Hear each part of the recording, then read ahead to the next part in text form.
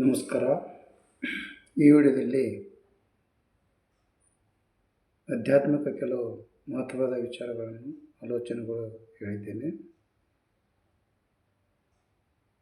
ಇಲ್ಲಿ ನಮ್ಮ ಕುಟುಂಬದಲ್ಲಿ ತಂದೆಯಾದವನು ಸಂಸಾರದ ಎಲ್ಲ ಜವಾಬ್ದಾರಿಯನ್ನು ಮಾಡಿಕೊಳ್ಳುತ್ತಾನೆ. ಮತ್ತು ಅವನು ಮನೆಯ ಒಂದು ಆಧಾರ ಸ್ತಂಭ ಇದ್ದಂತೆ, ಅಂದರೆ ನೆರಳು ಕೊಡುವ ಮರ ಇದ್ದಂತೆ. ತಂದೆ ಇರುವವರೆಗೆ ಕುಟುಂಬದಲ್ಲಿ ಯಾವುದೇ ಸಮಸ್ಯೆಗಳು ಬರಲಾರದಂತೆ ನೋಡಿಕೊಳ್ಳುತ್ತಾನೆ. ಎಲ್ಲಿವರೆಗೆ ಮರ ಇರುವುದೋ ಅಲ್ಲಿವರೆಗೆ ಆ ಮರವು ನೆರಳು ಕೊಡುತ್ತದೆ. ಯಾವಾಗ ಮರ ಬಿದ್ದು ಹೋಗುತ್ತದೋ ಅಲ್ಲಿ ನೆರಳು ಇಲ್ಲದಂತಾಗ್ತದೆ. ಹಾಗೆ ಎಲ್ಲಿವರೆಗೆ ತಂದೆ ಇರುತ್ತಾನೋ ಅಲ್ಲಿವರೆಗೆ ಕುಟುಂಬಕ್ಕೆ ಯಾವುದೇ ತೊಂದರೆ ಇರುವುದಿಲ್ಲ. ಅದಕ್ಕೆ ಹೇಳೋದು, ತಂದೆಯು ಒಂದು ಮರ ಇದ್ದಂತೆ. ಇಲ್ಲಿ ನಾವು ಕಣ್ಣಿನಿಂದ ನೋಡಿದ್ದು ಸತ್ಯ ಇರಲ್ಲ, ಮತ್ತು ಕೇಳಿದ್ದು ನಿಜ ಇರಲ್ಲ. ನಾವು ಕೇಳದಂಗೆ ಅಲ್ಲಿ ಬೇರೆಯೇ ಆಗಿರುತ್ತದೆ. ನಿಜ ಅಥವಾ ಸುಳ್ಳು ಎಂದು ಆಲೋಚಿಸಿ ನೋಡಿದಾಗ ಅದರ ನಿಜ ಬಣ್ಣ ಗೊತ್ತಾಗುತ್ತದೆ. ಉದಾಹರಣೆಯಾಗಿ ಹೇಳಬೇಕಂದ್ರೆ, ದೂರದಿಂದ ನೋಡಿದಾಗ ಉಪ್ಪು ಸಕ್ಕರೆಯಂತೆ ಕಾಣುತ್ತದೆ ಅಲ್ವಾ? ಇಲ್ಲಿ ನಾವಿರುವ ಈ ಸಮಾಜದಲ್ಲಿ ಯಾರ ಹತ್ತಿರ ಸಹಾಯ ಮಾಡುವ ಗುಣ ಇರುವುದೋ ಅಂಥವರಲ್ಲಿ ಹಣ ಇಲ್ಲದಿದ್ದರೂ ಅವರು ಶ್ರೀಮಂತರೇ. ಮತ್ತು ಯಾರ ಹತ್ತಿರ ಕೋಟಿ ಹಣ ಇದ್ದರೂ ಸಹ ಅವರಲ್ಲಿ ಸಹಾಯ ಮಾಡೋ ಗುಣ ಇಲ್ಲದಿದ್ದರೆ ಅವರು ಬಡವನಿಗಿಂತ ಕಡು ಬಡವ. ನಾವು ಬದುಕುತ್ತಿರೋ ಈ ಸಮಾಜದಲ್ಲಿ ನಾವು ಎಷ್ಟೇ ಎತ್ತರಕ್ಕೆ ಬೆಳೆದರೂ ಮತ್ತು ಎಷ್ಟೇ ಬಡತನವಿದ್ದರೂ ಎಷ್ಟೇ ನಂಬಿಕೆಯಿಂದ ಇದ್ದರೂ ಸಹ ಈ ಸಮಾಜಕ್ಕಾಗಿ ಒಳ್ಳೆ ಕಾರ್ಯಗಳು ಮಾಡಿದರೂ ಸಹ ಆಡಿಕೊಳ್ಳುವುದನ್ನು ತಪ್ಪಿದಲ್ಲ. ನೀವು ಏನೇ ಮಾಡಿದರೂ ಆಡಿಕೊಳ್ಳುತ್ತಾರೆ, ಹೇಗೆ ಇದ್ದರೂ ಆಡಿಕೊಳ್ಳುತ್ತಾರೆ. ಇದು ಕಲಿಯುಗ. ನೀವು ಚೆನ್ನಾಗಿ ಉಡುಗೆ ತೊಟ್ಟರೆ ಜನರು ನಿಮ್ಮನ್ನು ಕಂಡು ನೋಡು ಎಷ್ಟೊಂದು ಶೋಕಿ ಮಾಡ್ತೇನೆ ಅಂತಾರೆ. ಮತ್ತು ಒಂದು ವೇಳೆ ಹರಿದ ಬಟ್ಟೆ ತೊಟ್ಟರೆ ಜನರು ನಿಮ್ಮನ್ನು ಬಡವ ಎಂದು ಭಾವಿಸುತ್ತಾರೆ. ನೀವು ದಪ್ಪಗಾದರೆ ಜನರು ಇವನ್ಯಾಕ ದಪ್ಪ ಆದ ಅನ್ನುತ್ತಾರೆ. ಒಂದು ವೇಳೆ ತೆಳಗಾದರೆ ಜನರು ಇವನಲ್ಲಿ ಏನಾದರೂ ರೋಗ ಇರ್ಬೋದು ಎಂದು ಆಡಿಕೊಳ್ಳುತ್ತಾರೆ. ನೀವು ಶ್ರೀಮಂತರಾಗಿದ್ದರೆ ಜನರು ನಿಮ್ಮನ್ನು ದುರಹಂಕಾರಿ ಎಂದು ಭಾವಿಸುತ್ತಾರೆ. ಒಂದು ವೇಳೆ ಅಲಿದಾಡುತ್ತಿದ್ದರೆ ಜನರು ನಿಮ್ಮನ್ನು ಸೋಮಾರಿ ಎಂದು ಕರೆಯುತ್ತಾರೆ. ಅಂದರೆ ಎಲ್ಲೈತಿ ನೆಮ್ಮದಿ ಮನುಷ್ಯನಿಗೆ? ನೀವು ಹೇಗೆ ಮಾಡಿದರೂ ಜನರು ಏನಾದರೂ ಹೇಳುತ್ತಾನೆ ಇರ್ತಾರೆ.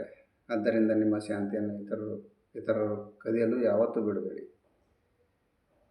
ನಮ್ಮ ಜೀವನದಲ್ಲಿ ಕಲಿಯಬೇಕಾದದ್ದು ಬಹಳಷ್ಟಿದೆ. ಕಲಿಯಬೇಕು ಜೀವನದ ಪಾಠ, ಸೇರಬೇಕು ಸಮಾಜ ಜನರ ಕೂಟ, ಸರಿಯಾಗಿರಬೇಕು ನಿನ್ನ ನೋಟ, ಇದುವೇ ಜಗದ ನೀತಿಯ ಪಾಠ. ಸರಿಯಾದ ದಾರಿಯಲ್ಲಿ ಇರಲಿ ನಿನ್ನ ಓಟ, ಆವಾಗಲೇ ಸಿಗೋದು ಒಂದು ಹೊತ್ತಿನ ಊಟ. ಸರಿಯಾಗಿ ಬದುಕಿಲ್ಲ ಅಂದರೆ ಜೀವನಕ್ಕೆ ಬರುವುದು ಸಂಕಟ. ಬದುಕೋದು ಕಲಿ. ಈ ಕಲಿಯುಗದಲ್ಲಿ ಲಂಚ ಅನ್ನೋದು ಎಲ್ಲ ಕಡೆ ಹರಡಿಕೊಂಡಿದೆ. ಭ್ರಷ್ಟಾಚಾರವು ಲಂಚ ತಾಂಡವಾಡುತ್ತಿದೆ. ಇಲ್ಲಿ ನಾವು ಕೊಡುವ ಲಂಚವು ಅದು ಯಾವತ್ತೂ ಒಂಟಿಯಾಗಿ ಹೋಗೋದಿಲ್ಲ. ಅದರ ಜೊತೆಯಲ್ಲಿ ನಾವು ಹಾಕುವ ಶಾಪ, ನಾವು ಪಡುತ್ತಿರುವ ತಾಪ, ಮತ್ತು ದುಃಖವು, ನೋವು, ನಲಿವು, ಕೋಪ, ತಾಪವು, ಒತ್ತಡವು, ಆತಂಕ ಎಲ್ಲವೂ ಅದರ ಜೊತೆಯಲ್ಲಿ ಸುತ್ತಿಕೊಂಡು ಹೋಗುತ್ತದೆ. ಜೀವನದಲ್ಲಿ ಒಂದು ಮಹತ್ವದ ವಿಚಾರ ಎಂದರೆ, ಯಾರು ಅವನ ಜೀವನದಲ್ಲಿ ಯಾವುದೇ ಸಾಲ ಮಾಡದೆ ಸಂಸಾರ ಮಾಡಿ ತೋರಿಸುತ್ತಾನೋ ಅವನೇ ನಿಜವಾದ ಶ್ರೀಮಂತ. ಮತ್ತು ಯಾರು ಯಾವಾಗ ಸಾಲಕ್ಕಾಗಿ ಸದಾ ಅವ್ರ ಕಡೆ ಇವರಿಂದ ಪರದಾಡುತ್ತಾನೋ ಅವನೇ ಬಡವ. ಮತ್ತು ಈ ಬೇರೊಬ್ಬರಿಗೆ ಸಾಲ ಕೊಟ್ಟು ದಿನಾಲೂ ಅಲಿದಾಡ್ತಾನಲ್ಲ, ಅವನೇ ಭಿಕ್ಷುಕ. ನೆಮ್ಮದಿ ಜೀವನ ಅನುಭವಿಸುವವನೇ ಎಲ್ಲಕ್ಕಿಂತ ದೊಡ್ಡ ಜ್ಞಾನಿ. ಈ ಸಮಾಜದಲ್ಲಿ ಮನುಷ್ಯ ಜೀವನದಲ್ಲಿ ನಗುವಿಗಾಗಿ ಇರುವಷ್ಟು ಬೆಲೆ ನೋವಿಗೆ ಇರುವುದಿಲ್ಲ. ನಗು ಅಂದರೆ ಸುಖ, ನೋವು ಅಂದರೆ ದುಃಖ. ಯಾವಾಗ ಮನುಷ್ಯನು ಸುಖದಿಂದ ನೆಮ್ಮದಿಯಿಂದ ಇದ್ದಾಗ ಮುಖದಲ್ಲಿ ನಗುವಿನ ಮಂದಹಾಸ ಇರುತ್ತದೆ. ಮತ್ತು ಈಗಿನ ಜೀವನದಲ್ಲಿ ಹಣಕ್ಕೆ ಇರುವಷ್ಟು ಬೆಲೆ ಈ ಮನುಷ್ಯನಿಗೆ ಇಲ್ಲ, ಸುಳ್ಳಿಗೆ ಇರುವಷ್ಟು ಬೆಲೆ ಸತ್ಯಕ್ಕೆ ಇಲ್ಲ. ಇದು ಈಗಿನ ವಾಸ್ತವಿಕ ಜೀವನ ಶೈಲಿ.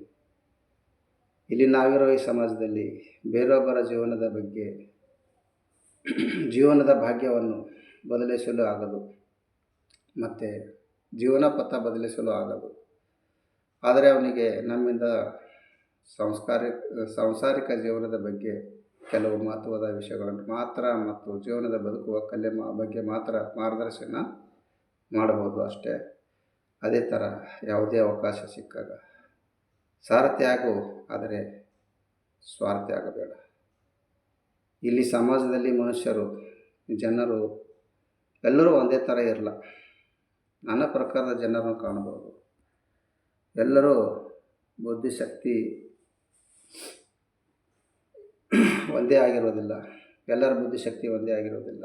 ಈ ಸಮಾಜದಲ್ಲಿ 3 ಥರದ ಜನಗಳನ್ನು ಯಾವತ್ತೂ ನಂಬಬಾರದು.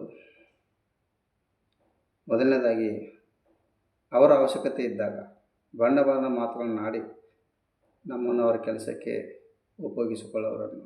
ಎರಡನೇದಾಗಿ, ನಮ್ಮ ಅವಶ್ಯಕತೆ ಇದ್ದಾಗ ನಾವು ಅವರನ್ನು ಕರೆದಾಗ ಕಣ್ಣು ತಪ್ಪಿಸಿಕೊಂಡು ಜಾರಿಕೊಳ್ಳೋರನ್ನು ಯಾವತ್ತೂ ನಂಬಬಾರ್ದು. ಮೂರನೇದಾಗಿ, ಸಕ್ಕರೆ ಅಂತ ಮಾತುಗಳನ್ನು ಆಡಿ ನಮ್ಮನ್ನು ನಡುನೀರಿನಲ್ಲಿ ಕೈ ಬಿಟ್ಟವರನ್ನು ಯಾವತ್ತೂ ನಂಬಬಾರದು. ನಮ್ಮ ಜೀವನದಲ್ಲಿ ಸಾಮಾಜಿಕ ಬದುಕಿನಲ್ಲಿ ಗಂಡ ಹೆಂಡತಿಯ ಗುಟ್ಟು ಹೇಗಿರಬೇಕೆಂದರೆ, ಗಂಡ ಹೇಳಿದ್ದು ಹೆಂಡತಿ ಅರ್ಥ ಮಾಡಿಕೊಳ್ಳಬೇಕು ಮತ್ತು ಹೆಂಡತಿ ಹೇಳಿದ್ದು ಗಂಡನ್ನು ಅರ್ಥ ಮಾಡಿಕೊಳ್ಳಬೇಕು. ತಿಳಿದು ಬಾಳುವ ಗುಣ ಇರಬೇಕು, ತಾಳ್ಮೆ ಇರಬೇಕು. ಇನ್ನೊಬ್ಬರ ಜೀವನ ನೋಡಿ ಮನಸ್ಸಿನಲ್ಲಿ ಕೊರಗಬೇಡಿ, ಅದರಂತೆ ಆಗಲು ಪ್ರಯತ್ನಿಸಿ. ನಿಮಗೆ ಒಂದಲ್ಲ ಒಂದು ದಿನ ಒಳ್ಳೆಯ ಸಮಯ ಬಂದೇ ಬರ್ತದೆ. ಬೇರೊಬ್ಬರ ಹೇಳಿದ ಮಾತು ಯಾವತ್ತೂ ಕೇಳಬೇಡಿ. ಇದರಿಂದಲೇ ಮನೆಯಲ್ಲಿ ಜಗಳ ಪ್ರಾರಂಭವಾಗುವುದು. ಇಬ್ಬರಲ್ಲಿಯೂ ಯಾವತ್ತೂ ಹಠ ಇರಬಾರದು. ಹಠದಿಂದ ಜೀವನ ಹಾಳಾಗುತ್ತದೆ. ಇಬ್ಬರ ಗುಟ್ಟು ಒಂದೇ ಇರಲಿ. ಖಂಡಿತವಾಗಿ ನಿಮಗೆ ಒಳ್ಳೆಯ ಸಮಯ ಬಂದೇ ಬರ್ತದೆ. ಇಲ್ಲಿ ಗುಣ ನೋಡಿ ಗೆಳೆತನ ಮಾಡು. ಒಳ್ಳೆಯ ಜನರಿಗಿಂದಿನ ಸಹವಾಸ ಒಳ್ಳೆಯದೇ ಇರ್ತದೆ. ಅದಕ್ಕೆ ಬುದ್ಧಿಹೀನ ಜನರೊಂದಿಗೆ ಮಾತನಾಡಿಸುವ ಅಗತ್ಯವಿರದೆ ಸದಾ ಬೇರೊಬ್ಬರಲ್ಲಿ ತಪ್ಪುಗಳನ್ನು ಹುಡುಕಿ ಅವನು ಮಾತ್ರ ಮಹಾನ ಎಂದು ಹೇಳಿಕೊಳ್ಳುವವರ ಸಂಗ ಮಾಡಬಾರದು. ಕಷ್ಟಗಳನ್ನು ಅರ್ಥ ಮಾಡಿಕೊಳ್ಳುವವರ ಜೊತೆ ಕಷ್ಟಗಳನ್ನು ಹೇಳಿದರೆ ಮಾಡಿಕೊಳ್ಳಲಾದ ಮುಂದೆ ಕಷ್ಟ ಹೇಳಿದರೆ ನೆನಪಲ್ಲ. ಈ ಸಂಬಂಧಗಳ ಬಗ್ಗೆ ಅರಿಯದವರ ಸಂಗ ಮಾಡಿದರೆ ನೆನಪಲ್ಲ.